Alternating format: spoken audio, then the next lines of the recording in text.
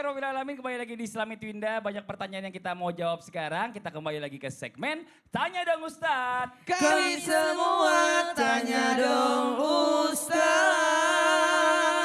Oke, kita lanjut lagi ke pertanyaan yang berikutnya. Masih dari Instagram Hamba Allah. Assalamualaikum Ustadz Ustazah. Maaf, saya seorang janda yang saat ini harus menafkahi anak saya. Bahkan sampai sekarang saya masih menafkahi anak bawaan dari mantan suami saya, Ustadz. Ya, hukumannya apa ya Ustadz bagi mantan suami yang sengaja melupakan nafkah anak-anaknya? Dan apakah ini bisa membuat anak-anak menjauh dari ayahnya? Bahkan bisa melupakan ayahnya di hari tua nanti. Wah, ini gimana ya? Kita minta tanya sama Bunda aja deh, mohon izin. Baik Kak Fadli, kita lihat di dalam surah Al-Baqarah ayat 233.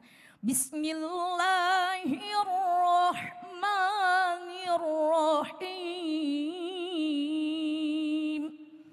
Wa 'alal mauludi lahun. Nah, di situ ada kata-kata wa 'alal mauludi lahu rizquhunna wa kiswatuhunna bil ma'ruf. Dan kewajiban ayahlah. Di sini di garis bawahi Allah memerintahkan agar seorang ayah itu memberikan nafkah. Memberikan kewajibannya bertugas memberikan makanan, pakaian, ya sandang, tempat tinggal.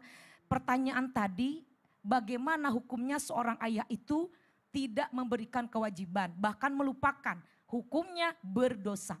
Karena memang kewajiban memberikan nafkah kepada anak dan istri adalah ayah. Itu ayatnya jelas. Dan kewajiban ayahlah memberi nafkah kepada anak. Kemudian bagaimana kalau ayah tidak memberikan nafkah. Bahkan istrinya, mantan istrinya yang terus saja memberikan nafkah kepada anak mantan suaminya. Istri seperti ini istri yang solehah. Dan istri yang seperti ini diberikan pahala yang banyak. Tetapi ketika sudah tua ayahnya tidak diberikan perhatian oleh anaknya. Itu sudah tanaman. Nauzubillah. Jadi, kalau menanam kebaikan akan berbuah kebaikan.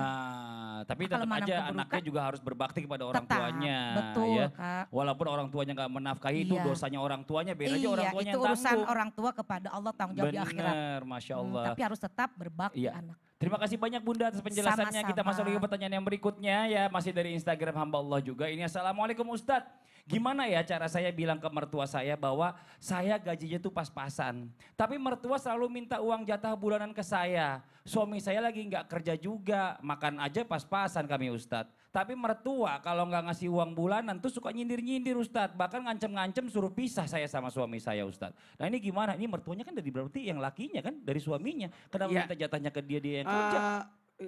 Ngapain di situ marah ya? Oh iya marah lah saya lah. Gak usah marahin orang. Kita kasih solusi saja Oh iya ya. benar. Oke. Solusi menyikapi keuangan. Jadi saya tidak mau masuk ke ranah mereka karena kita tidak tahu apa yang terjadi pada keluarganya.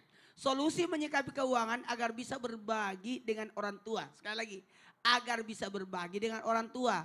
Yang pertama, membelanjakan uang dengan sederhana. Nah, kabari aja orang tua manapun pasti tahu, oh anakku lagi kekurangan. Jadi lebih baik berterus terang. Apalagi yang kedua, buat skala prioritas dalam pengeluaran. Sekali lagi, dalam pengeluaran. Saya salut kepada orang-orang yang bertanggung jawab. Saya salut orang-orang yang suka berbagi. Saya salut orang-orang yang suka menata keuangannya. Menghargai pendapatan. Nah, jadi ketika dikasih menghargai pendapatan itu. Makanya diatur. Kita dulu masih ingat itu. Pakai amplop-amplop. Iya saya pernah ngelakuin itu kok. Saya sudah. Iya. Kemudian pindah lagi pakai tempat-tempat. Betul. Sekarang pakai rekening-rekening, Oh, rekening ini. Itu bagus.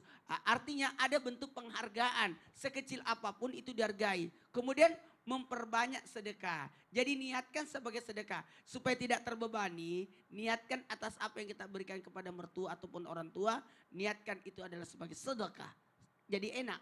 Jadi tidak jadi pikiran. Yang paling penting hindarilah berutang. Hindari berutang.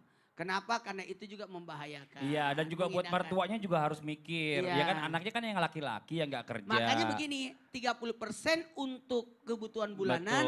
30% harian, 30% jadi tabungan. 10% sedekah.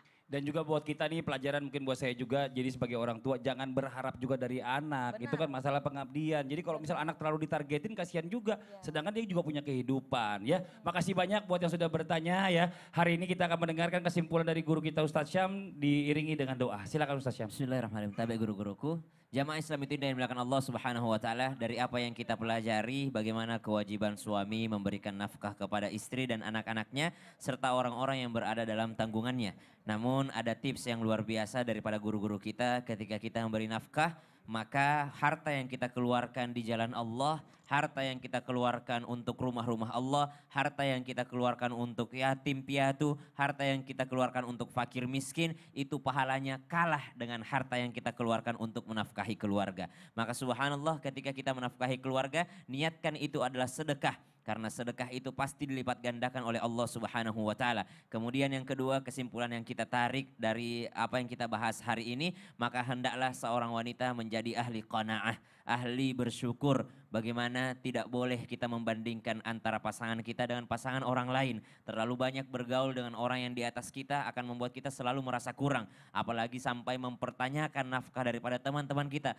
Kau dikasih berapa per bulan, kau dikasih berapa oleh suamimu. Maka subhanallah itu yang membuat kita untuk sulit untuk bersyukur. Maka dari itu sering-seringlah melihat ke bawah untuk masalah duniawi dan sering-seringlah melihat ke atas untuk masalah ukhrawi. Jangan sampai kita kalah ibadah. Jangan cuma ingin tidak kalah dalam nafkah, tapi jangan sampai kita juga kalah dalam ibadah. Bismillahirrahmanirrahim. Alhamdulillahi rabbil alamin. Allahumma salli ala sayyidina Muhammadin wa ala alihi wa sahbihi wa sallim.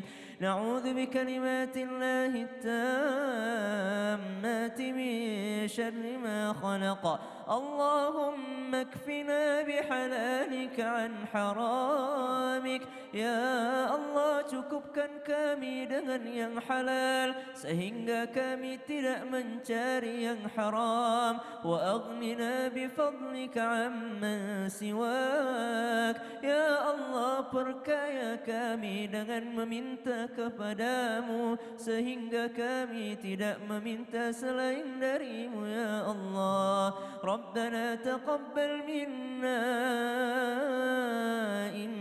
إنك أنت السميع العليم وتب علينا إنك أنت التواب الرحيم ربنا هب لنا من أزواجنا وذرياتنا قرة أعين واجعلنا للمتقين إماما وصلى الله على سيدنا محمد والحمد لله رب العالمين. Amin, amin ya rabbal alamin. Masya Allah, alhamdulillah, demikianlah perjumpaan kita hari ini, semoga bermanfaat. Sekali lagi mohon maaf atas segala kekurangan. Wabillahi taufiq wal hidayah. Wassalamualaikum warahmatullahi wabarakatuh. Waalaikumsalam warahmatullahi wabarakatuh. Salatun minna